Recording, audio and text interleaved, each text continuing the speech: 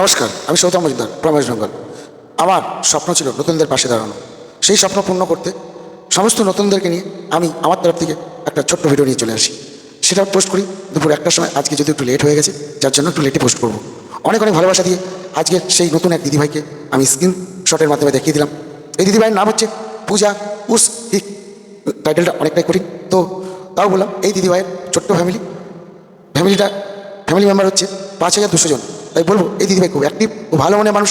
এই দিদিভাই আমার লাইফে প্রায়ই আসে, আমার পাশে সবসময় থাকে। তাই বলবো, যারা নতুন আছো তারা সবাই এই দিদিভাইয়ের পাশে যুক্ত হয়ে যাও।